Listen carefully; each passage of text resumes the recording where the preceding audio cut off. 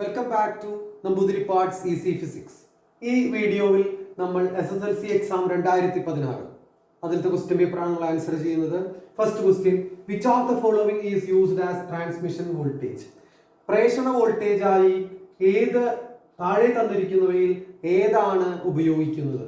അതായത് പവർ സ്റ്റേഷനിൽ power generate ചെയ്താൽ, പവർ ഉൽപ്പാദിപ്പിച്ചാൽ പ്രേഷണം ചെയ്യാൻ, ദൂരസ്ഥലങ്ങളിലേക്ക് പ്രേഷണം ചെയ്യാൻ ഏത് വോൾട്ടേജ് ആണ് ഉപയോഗിക്കുന്നത്? അപ്പോൾ ഉൽപാദന വോൾട്ടേജ്, ജനറേറ്റ് ചെയ്യുന്ന വോൾട്ടേജ്, പ്രേഷണം ചെയ്യാൻ തുടങ്ങുന്ന വോൾട്ടേജ്, ഇതൊക്കെ അറിയണം. 11 kV 11 kVയിലാണ് നമ്മൾ ജനറേറ്റ് ചെയ്യുക.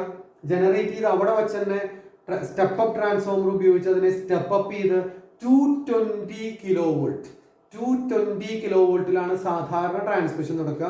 ഇവിടെ 220 kV വോൾട്ട് ആക്കിയിട്ടാണ് എഴുതിയേക്കണേ. അതിനാൽ 220 into 1000, ദാറ്റ് മീൻസ് 2,20,000. 2,20,000 ആണ് ഉത്തരം. 2,20,000 വോൾട്ട്. അടുത്ത ക്വസ്റ്റ്യനിലേക്ക് പോവാം. Which of the following has highest calorific value? ഏതിനാണ് താഴെ തന്നിരിക്കുന്നവയിൽ ഏതിനാണ് ഉയർന്ന കലോറിക മൂല്യം? പല പ്രാവശ്യം ചോദിച്ചിട്ടുള്ളതാണ്. ഉത്തരം hydrogen. Write one situation where this fuel is used. ഈ ഇന്ധനം ഉപയോഗിക്കുന്ന ഒരു സാഹചര്യം എഴുതുക. റോക്കറ്റിൽ ഇന്ധനമായിട്ട് ഉപയോഗിക്കും. Used as fuel in rocket. റോക്കറ്റിൽ ഇന്ധനമായി ഉപയോഗിക്കുന്നു. അടുത്തത്, write the following colours in the ascending order of their wave length.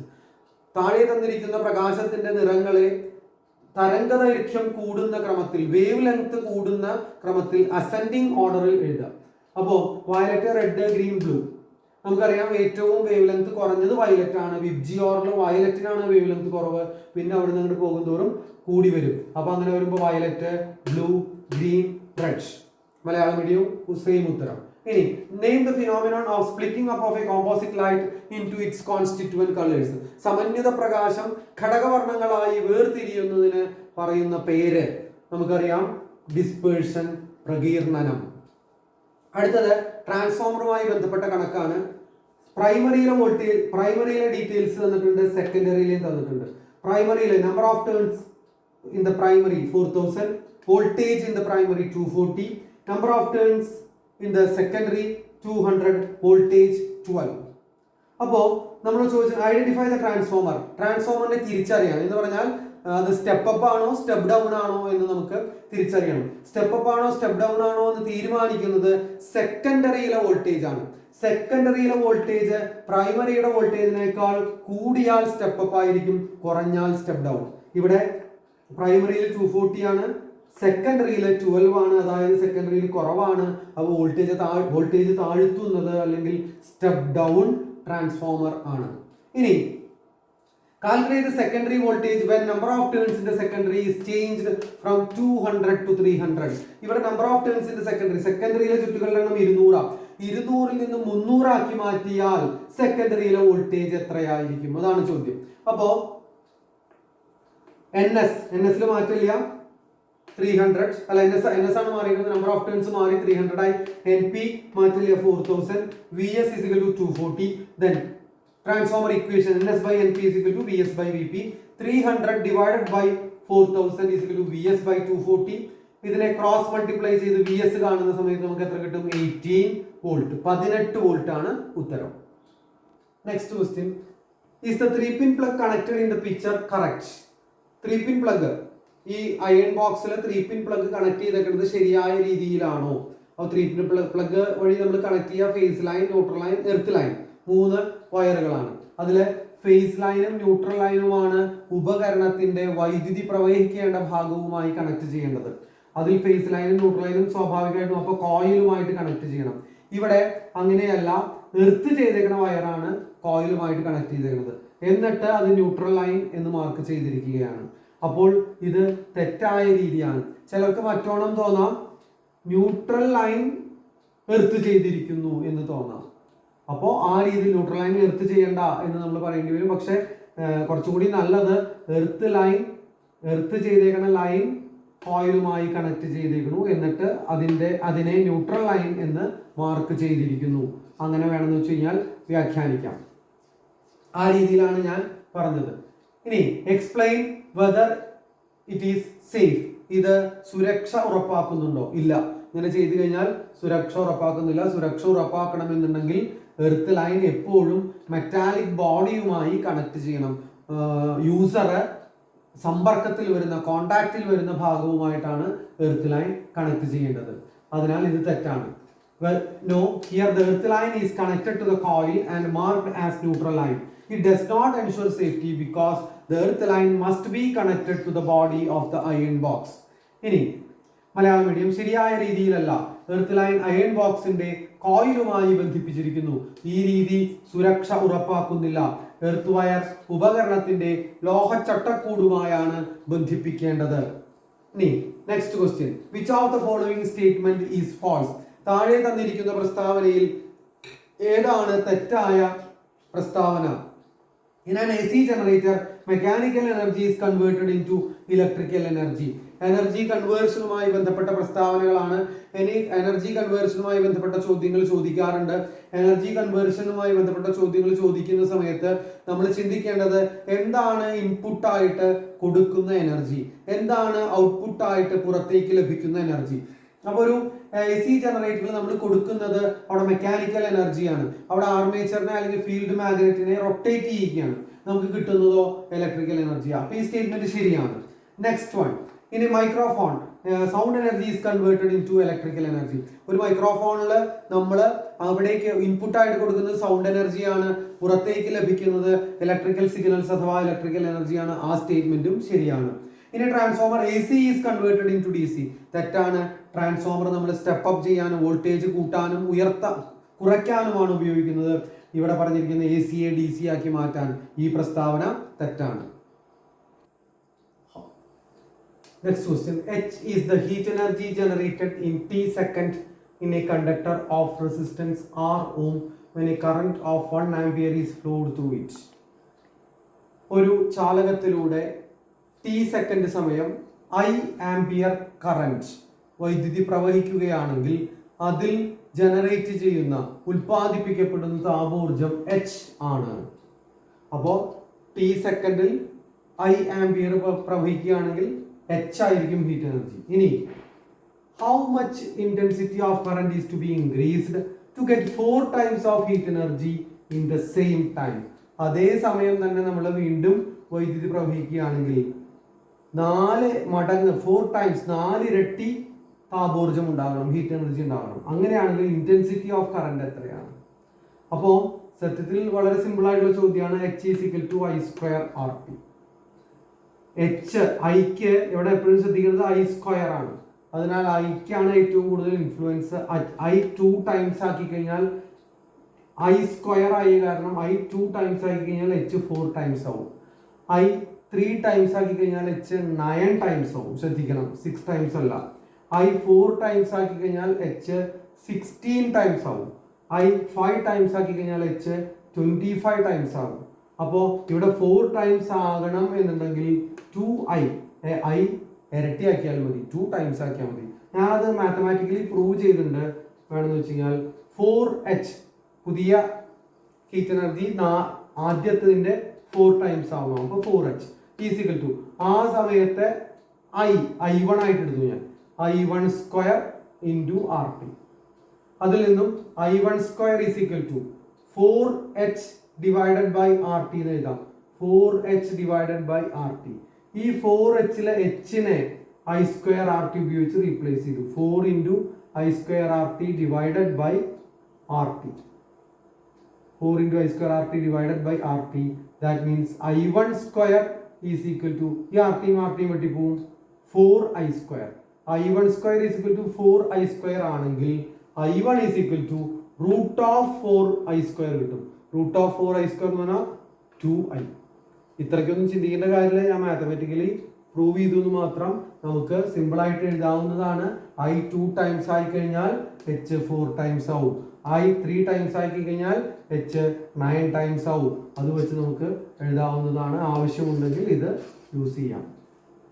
Then fill up the blanks about the details of 1000 ohm resistance given in the table. ഒരു ടേബിളിൽ 1000 ഓം റെസിസ്റ്റൻസുമായി ബന്ധപ്പെട്ട ചില details ഡാറ്റകൾ തന്നിട്ടുണ്ട്. Blank space വരയിട്ട ഭാഗം മാത്രമേ ഫില്ല് ചെയ്യുള്ളൂ. അങ്ങനെ നമുക്കത് ചെയ്യാൻ പറ്റുള്ളൂ. അപ്പോൾ 40 വാട്ട് പവർ 40 വാട്ട് ആണെന്നുണ്ട്. വോൾട്ടേജ് 200 വോൾട്ട് ആണെന്ന് തന്നിട്ടുണ്ട്. അങ്ങനെയാണെങ്കിൽ കറണ്ട് കാണണം. നമുക്കറിയാം relation I is equal to P by V. P എന്ന് പറഞ്ഞു കഴിഞ്ഞാൽ V into I ആണ്. അതിൽ നിന്നും I is equal to P by V. P എന്ന് പറഞ്ഞാൽ 40 വാട്ട് ഡിവൈഡഡ് ബൈ 200 എത്ര കിട്ടും? 0.2 ആംപിയർ. അപ്പോൾ ആദ്യത്തെ ഉത്തരം 0.2 ആംപിയർ. ഇനി അടുത്തത് 1 ആംപിയർ. കറന്റ് 1 ആംപിയർ എന്നാണ് തന്നേക്കണേ. വേറെ വോൾട്ടേജ് ഒന്നും തന്നിട്ടില്ല. അപ്പൊ നമുക്ക് കറന്റ് ഉപയോഗിച്ചിട്ടുള്ള ഇക്വേഷൻ നോക്കണം. I²R. ഇവിടെ R തന്നിട്ടുണ്ട്. അപ്പോൾ ആറിന് മാറ്റം വരില്ല. I²R എന്ന് പറഞ്ഞു കഴിഞ്ഞാൽ 1² into 1000. I 1 ആംപിയർ ആണ്. 1² into 1000 is equal to 1000 what. ഇനി അടുത്തത് ഡാഷ്. ഇവിടെ ഒന്നും ഇട്ടിട്ടില്ല. 100 വോൾട്ട്. 100 വോൾട്ട്. 100 വോൾട്ട് ആണ് ആദ്യത്തേതിന്റെ പകുതിയാണ് വോൾട്ടേജ്. അങ്ങനെ നോക്കാം. ആദ്യത്തേതിന്റെ പകുതി വോൾട്ടേജ് ആണ്. വോൾട്ടേജ് കുറഞ്ഞാൽ P is equal to V into I ആണ്. വോൾട്ടേജ് പകുതിയായാൽ പവർ പകുതിയാകണം, ഹാഫ് ആവണം. പക്ഷെ വോൾട്ടേജ് ഹാഫ് ആയാൽ 1/2 ആയാൽ ഇന്റൻസിറ്റി ഓഫ് കറന്റും 1/2 ആവും. അപ്പൊ സത്യത്തിൽ വോൾട്ടേജ് കുറച്ചാൽ ഈക്വേഷൻ V/2 ആവും. അതോടൊപ്പം തന്നെ ഇത് I/2 ആവും. V/2 into I/2 എന്ന് പറഞ്ഞാൽ സത്യത്തിൽ ആദ്യത്തേതിന്റെ 1/4 ആവും. അതായത് വോൾട്ടേജ് പകുതിയാക്കി കഴിഞ്ഞാൽ വോൾട്ടേജ് പകുതി ആയതിന്റെ ഫലമായി പവർ പകുതിയാകും. അതുകൂടാതെ കറന്റും പകുതിയായതിന്റെ ഫലമായി പവർ വീണ്ടും പകുതിയാകും. അങ്ങനെ പവർ മൊത്തം 1/4 കുറയും, 4/1 കുറയും. അങ്ങനെ വരുമ്പോൾ ആദ്യത്തത് 40 വാട്ടായിരുന്നു. 40/4 is equal to 10 വാട്ട്. അങ്ങനെ നമുക്ക് എഴുതാം. ഇനി write down the full form of LNG and write down the special feature of this fuel. ഇതിന്റെ full form liquefied natural gas എന്നാണ്.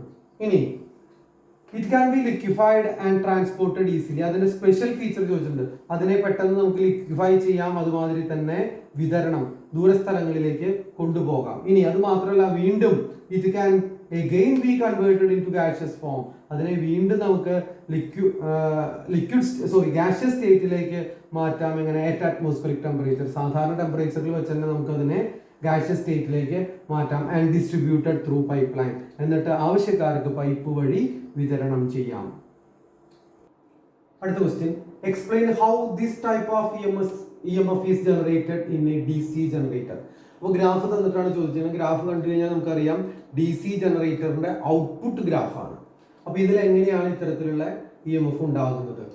നമുക്കറിയാം AC ജനറേറ്ററിൽ സ്ലിപ്പ് റിംഗ് ആണ്. അതിന് പകരം DCയിൽ നമ്മൾ സ്പ്ലിറ്റ് റിംഗ് ഉപയോഗിക്കും. അതിനാലാണ് നമുക്ക് ആർമേച്ചറിൽ AC ആണ് ഉണ്ടാകുന്നത് എങ്കിലും ബാഹ്യ സർക്യൂട്ടിൽ എക്സ്റ്റേണൽ സർക്യൂട്ടിലേക്ക് വരുമ്പോൾ അത് DC ആയി മാറുന്നത്. അപ്പൊ എപ്പോഴും സാധാരണ ചോദിക്കാറുണ്ട്, DC ജനറേറ്ററിന്റെ ആർമേച്ചറിൽ AC ആണ് പ്രേരിതമാകുന്നത്. ഈ പ്രസ്താവന ശരിയാണോ തെറ്റാണോ എന്ന് ചോദിക്കാറുണ്ട്. ആ പ്രസ്താവന ശരിയാണ്. ആർമേച്ചറിൽ ഉണ്ടാകുക DC ആണ്.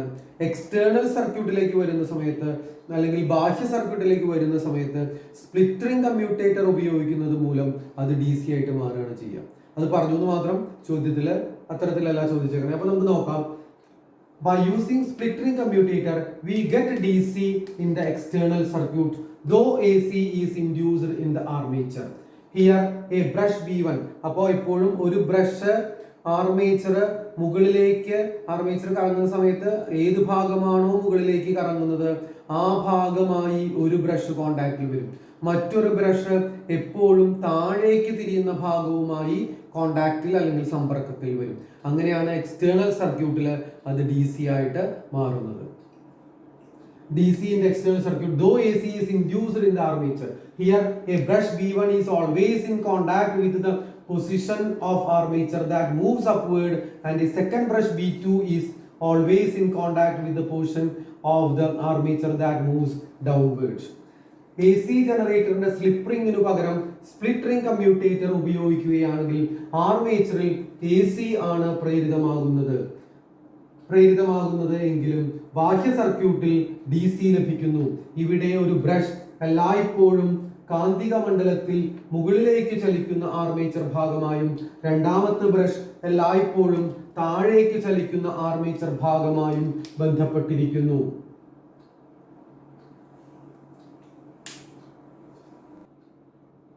Next question. What is the reason for using step-up transformer for the transmission of power to distant places? വിദൂര സ്ഥലങ്ങളിലേക്ക് പവർ ട്രാൻസ്മിറ്റ് ചെയ്യുന്ന സമയത്ത്, പവർ പ്രേഷണം ചെയ്യുന്ന സമയത്ത് എന്തുകൊണ്ടാണ് സ്റ്റെപ്പ് അപ്പ് ട്രാൻസ്ഫോമർ ഉപയോഗിക്കുന്നത്? അപ്പോൾ ഡിസ്റ്റന്റ് ട്രാൻസ്മിഷനിൽ വിദൂര സ്ഥലങ്ങളിലേക്ക് പ്രേഷണം ചെയ്യുമ്പോൾ ഉണ്ടാകുന്ന പ്രധാന പ്രശ്നം ഹീറ്റ് എനർജി ലോസ് ആണ്. താപരൂപത്തിൽ വൈദ്യുതോർജ്ജം താപരൂപത്തിൽ നഷ്ടപ്പെടും. അപ്പോൾ ജൂൾ നിയമപ്രകാരം താപരൂപത്തിൽ നഷ്ടപ്പെടുന്നത് H=I²RT, അത്രയും താപോർജ്ജമാണ് ജനറേറ്റ് ചെയ്യുക. ഇവിടെ ഉണ്ടാകുന്ന ഉൽപ്പാദിപ്പിക്കപ്പെടുന്ന താപോർജ്ജത്തിൽ ജനറേറ്റ് ചെയ്യുന്ന ഹീറ്റ് എനർജിയെ ഏറ്റവും കൂടുതൽ സ്വാധീനിക്കുന്ന ഘടകം, ഇൻഫ്ലുവൻസ് ചെയ്യുന്ന ഫാക്ടർ ഇന്റൻസിറ്റി ഓഫ് കറന്റ് അഥവാ വൈദ്യുത പ്രവാഹ തീവ്രതയാണ്. അതായത് H=I² ആണ്. I² ആകുന്നതിനാൽ വൈദ്യുത പ്രവാഹ തീവ്രത 2 ടൈംസ് ആയാൽ, intensity of current 2 മടങ്ങായാൽ H heat energy 4 times ആവും. 3 ടൈംസ് ആയാൽ, 3 മടങ്ങായാൽ 9 ടൈംസ് ആവും, 9 ഇരട്ടിയാവും. 4 ടൈംസ് ആയാൽ 4 ടൈംസ് ആയാൽ H 16 ടൈംസ് ആവും, 16 ഇരട്ടിയാവും. അതിനാൽ താപനഷ്ടം കുറയ്ക്കുന്നതിന് ഇന്റൻസിറ്റി ഓഫ് കറന്റ് കുറയ്ക്കണം, അല്ലെങ്കിൽ വൈദ്യുത പ്രവാഹ തീവ്രത കുറയ്ക്കണം. പക്ഷേ വൈദ്യുത പ്രവാഹ തീവ്രത കുറയ്ക്കുന്ന സമയത്ത് പവറിൽ മാറ്റമുണ്ടാകാൻ പാടില്ല. അതിനാൽ നമ്മൾ ട്രാൻസ്ഫോമർ ഉപയോഗിക്കും. ട്രാൻസ്ഫോമറിന്റെ പ്രത്യേകത പവറിൽ മാറ്റമില്ലാതെ വൈദ്യുത പ്രവാഹ തീവ്രത അഥവാ ഇന്റൻസിറ്റി ഓഫ് കറന്റ് കുറയ്ക്കുവാനും വോൾട്ടത കൂട്ടുവാനും കഴിയും എന്നുള്ളതാണ്. ഇനി when electricity is transmitted to distant places, there is loss of energy in the form of heat. To reduce this loss, according to Joule's law, H=I²RT, the intensity of current is to be decreased without affecting the power. Transformer is used for this purpose. A step-up transformer can increase the voltage and decrease the current without affecting the power. വൈദ്യുതി ദൂരസ്ഥലങ്ങളിലേക്ക് പ്രേഷണം ചെയ്യുമ്പോൾ വൈദ്യുതോർജ്ജം താപരൂപത്തിൽ നഷ്ടപ്പെടുന്നു. താപനഷ്ടം ഒഴിവാക്കുന്നതിന് joule നിയമപ്രകാരം H=I²RT, പവറിൽ മാറ്റമില്ലാതെ വൈദ്യുത പ്രവാഹ തീവ്രത കുറയ്ക്കേണ്ടതാണ്. അതിനാൽ സ്റ്റെപ്പ് അപ്പ് ട്രാൻസ്ഫോമർ ഉപയോഗിച്ച് പവറിൽ മാറ്റമില്ലാതെ വോൾട്ടത ഉയർത്തുകയും വൈദ്യുത പ്രവാഹ തീവ്രത താഴ്ത്തുകയും ചെയ്യുന്നു. അങ്ങനെ ഉയർന്ന വോൾട്ടതയിൽ പ്രേഷണം ചെയ്യുന്നു. Next question. Explain how a fuse ensures safety in a circuit. എങ്ങനെയാണ് ഒരു ഫ്യൂസ് സർക്യൂട്ടിൽ സുരക്ഷ ഉറപ്പാക്കുന്നത്? ഫ്യൂസ് വയർ എന്നാൽ ടിന്നും ലെഡും ചേർന്ന ലോഹസങ്കരം. അതിന്റെ പ്രത്യേകത മെൽറ്റിംഗ് പോയിന്റ് അഥവാ ദ്രവണാങ്കം കുറവാണ്, പെട്ടെന്ന് ഉരുകും. അതുപയോഗിച്ച് നിർമ്മിച്ചതാണ് ഫ്യൂസ് വയർ. സർക്യൂട്ടിൽ ഏതെങ്കിലും കാരണവശാൽ അമിതമായ വൈദ്യുത പ്രവാഹം ഉണ്ടായാൽ ആ വൈദ്യുത പ്രവാഹം മൂലം താപോർജ്ജം ഉൽപ്പാദിപ്പിക്കപ്പെട്ട് ഫ്യൂസ് വയർ ഉരുകും, മെൽറ്റ് ചെയ്യും. അങ്ങനെ സർക്യൂട്ട് ഓപ്പൺ ആവും. അങ്ങനെ സർക്യൂട്ട് ഉപയോഗിക്കുന്നവരുടെയും സർക്യൂട്ടിലെ ഉപകരണങ്ങളുടെയും സുരക്ഷ ഫ്യൂസ് വയർ ഉറപ്പാക്കുന്നു. നമുക്ക് നോക്കാം. Safety fuse is a device which protects us and the appliances from danger when an excess current flows through it. It is an alloy of tin and lead with low melting point. During the entire time of passing of current through a circuit, a small amount of heat is generated in the fuse wire. അപ്പോൾ സാധാരണ അതിലൂടെ current ഒഴുകുന്ന സമയത്ത് അതിലൊരു heat energy develop ചെയ്യും. പക്ഷെ അതുവഴി അത് ഉരുകില്ല. കാരണം അവിടെ ആ സമയത്ത് ഉണ്ടാകുന്ന ഹീറ്റ് എനർജി അപ്പം തന്നെ അത് സറൗണ്ടിങ്സിലേക്ക്, ചുറ്റുപാടിലേക്ക് പ്രേഷണം ചെയ്യും, ട്രാൻസ്മിറ്റ് ചെയ്യും. അതിനാൽ അത് ഉരുകില്ല. എന്നാൽ അനുവദനീയമായതിനേക്കാൾ കൂടുതൽ കറണ്ട് പ്രവഹിക്കാൻ തുടങ്ങിയാൽ എന്ത് സംഭവിക്കും? പുറത്തുവിടുന്ന താപോർജ്ജത്തിനേക്കാൾ കൂടുതൽ താപോർജ്ജം ഫ്യൂസ് വയറിൽ ഉണ്ടാകും. സ്വാഭാവികമായും അത് ഉരുകും. But this heat will be transmitted to the surroundings. When the current that flows into the circuit exceeds the permissible limit, the heat generated becomes excessive. Since more heat is generated in unit time than the heat transmitted, the fuse wire melts. Malayalam medium ടിന്നും ലെഡും ചേർന്ന ലോഹസങ്കരം കൊണ്ട് നിർമ്മിച്ച fuse wire ഉപകരണത്തെയും ഉപയോഗിക്കുന്ന വ്യക്തിയെയും സംരക്ഷിക്കുന്നു. വൈദ്യുതി പ്രവഹിക്കുന്ന മുഴുവൻ സമയവും ഫ്യൂസ് വയറിൽ താപം ഉണ്ടാകുന്നു എങ്കിലും അത് ചുറ്റുപാടിലേക്ക് പ്രേഷണം ചെയ്യുന്നു.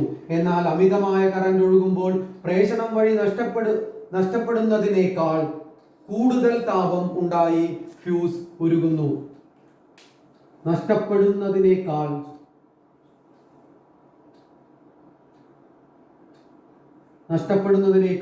കൂടുതൽ താപം ഉണ്ടായി ഫ്യൂസ് വയർ ഉരുകുന്നു. ഇതോടുകൂടി SLC എക്സാം 2016 ചോദ്യപേപ്പർ ഇവിടെ അവസാനിക്കുകയാണ്. എല്ലാ വിദ്യാർത്ഥികൾക്കും ഉന്നത വിജയം ലഭിക്കട്ടെ എന്ന് ആശംസിക്കുന്നു.